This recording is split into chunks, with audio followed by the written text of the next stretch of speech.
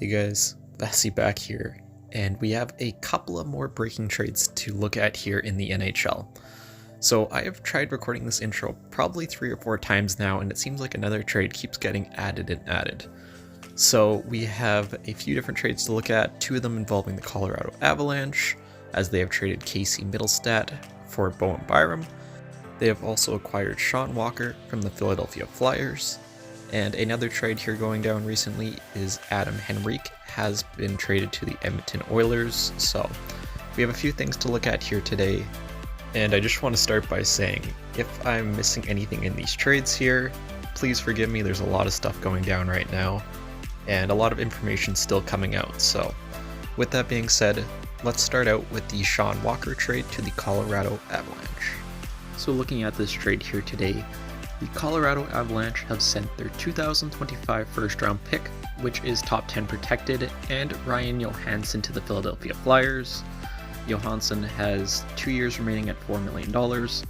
Overall, he's had a very up and down season over the past few years, I think it's safe to say. So I guess this is more of a cap dump here for Colorado, whereas they will be acquiring Shawn Walker here, 83 overall in game. He's had a very, very good year this year. Even in LA, he was a little bit underrated, I think, for sure. But this does definitely add to Colorado's blue line, and it will also impact another trade here that we'll be looking at shortly. So offering this trade to the Philadelphia Flyers, they do accept this trade. For right now, I'm going to wait and hold off on showing lineups just because we have another trade involving the Colorado Avalanche here today. But overall, I really do like this trade. It really adds to Colorado's top 4. Really, a guy like Shawn Walker can play anywhere in your lineup. He can be dependable, is a very good just two-way defenseman, so I really do like this ad for the Colorado Avalanche. And really, for Philadelphia, I know they're a team that is looking like they're going to be making the playoffs here, and it's kind of odd to see them selling, but really they're a team that probably has overachieved quite a bit here, and to be able to get another first-round pick, it's another really good prospect that's going to be coming to your organization in the future. I don't mind that at all for Philadelphia.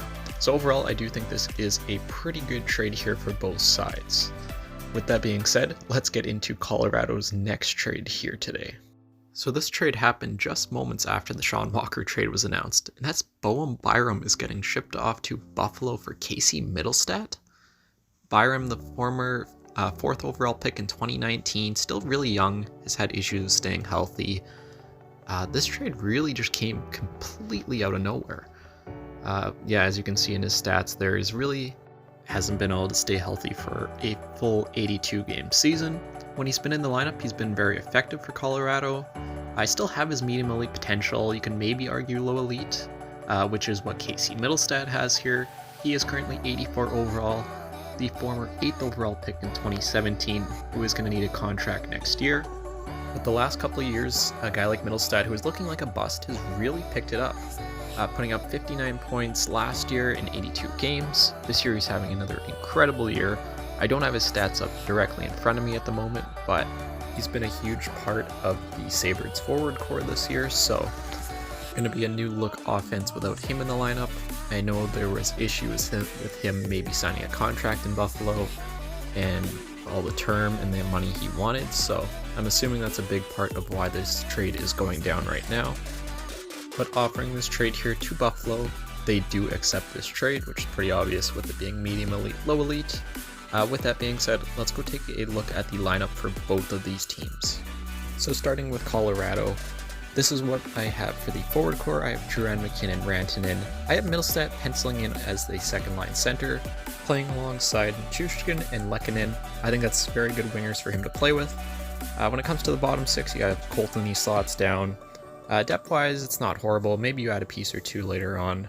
When it comes to the defensive side of things, now looking at it, can't break up Taves Makar. Second pairing, I have Walker slotting in there. Again, you could easily switch him with Manson. I just decided to throw Walker in there for this video. In goaltending, nothing at all has changed there, as you still have Gorgiev as your starter. So now looking at Buffalo without Mittelstadt, you'll see that they still have a pretty decent forward core. A lot of young guys still coming up. You have your Cousins, you have your Benson, Peterka, Krebs, even a guy down there like Jack Quinn. It's just going to open up another spot for these younger guys to come up and play higher up in the lineup, which I don't mind. Defensively, you have Byram and Darlene. That's a really good potential first line pairing, and overall they still have a lot of young guys. You still have power there on the defense, so. And goaltending, obviously nothing has changed there.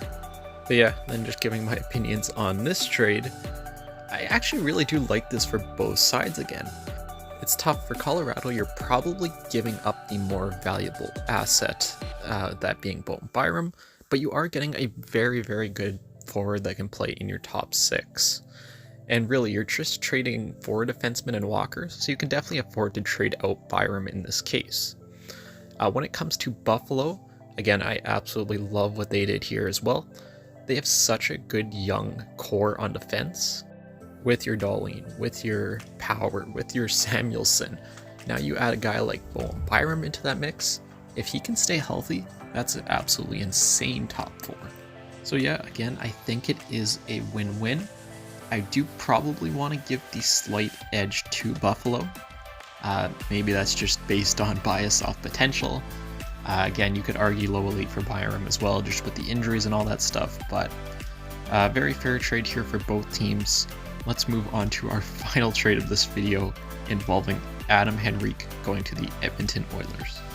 So putting this trade now in game, we have the Edmonton Oilers sending a first-round pick in this year's NHL draft and a 5th-round pick in the 2025 NHL draft to the Anaheim Ducks in exchange for Henrique, Sam Carrick, and a 7th.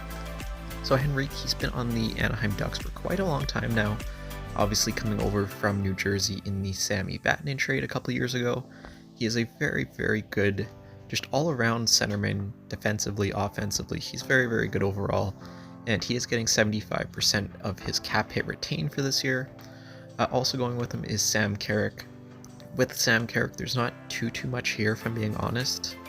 He's more of a bottom 6 player who can really go in the lineup, come out of the lineup whenever you really need. A good grinder guy for the playoffs, I will say that, so he is included in this trade, as well as a 7th round pick in 2024 from Anaheim. And again, I do know this is a 3-team trade. Obviously Tampa Bay picking up the 4th round pick in exchange of retaining some salary cap here. Just for the simplicity of this video, that isn't going to be included in this trade. But offering this here from the Edmonton side of things, Anaheim does reject just due to salary retention. So I'm going to force this through, and then we'll take a look at the lines for the Edmonton Oilers. So now that we have Henrique on the Edmonton Oilers, this is what I've come up for the lineups. So you can't break up that first line of Draisaitl, McDavid, Hyman, too good. I have Kane, Nuge, and Fogle on the 2nd, with McLeod, Henrique on the 3rd with Perry. I just think this is a perfect spot for Henrique being a 3rd line center on this team. Like I said, he can really play up and down the lineup. You could move him to 2nd line center like this, have McLeod going to the 3rd and Nuge going to the wing. Totally up to you. Defensively, nothing changes here, and obviously goalie, nothing changes here with Skinner being your starter. And then just wanted to give my opinions here on this trade sending Henrique to the Oilers. Overall, again, I really like this trade for both teams. From Edmonton, you really get that good veteran depth centerman who can play in any situation for you. He can play up and down the lineup. He's very good in the face-off draw. Obviously, getting him on salary retention is huge, as he does have a decent cap right now, but I do really think this is going to be a trade that works out well for Edmonton here as we head toward the playoffs. Henrique is really that perfect type of player for the playoff environment, so I really like this addition for them. Looking at the Anaheim side of things, again, just like a lot of these seller teams that we've been looking at, another UFA player, likely not going to re-sign with you. Anaheim's still on the up and up. Again, they're not going to be making the playoffs this year, likely not going to be making the playoffs in the next 2 to 3 years if we're being honest. So to add another 1st round pick, that's another really good prospect coming into your organization for the future. So yeah, again, I think I have to go win-win for both teams here. Again, definitely let me know, what do you guys think of all these trades in the comments down below. I fully expect to be back with another video at some point later today. Seems like the NHL is just going crazy right now. But yeah, definitely let me know, what do you guys think of all the activity going on today. And until then, I will see you all in the next video.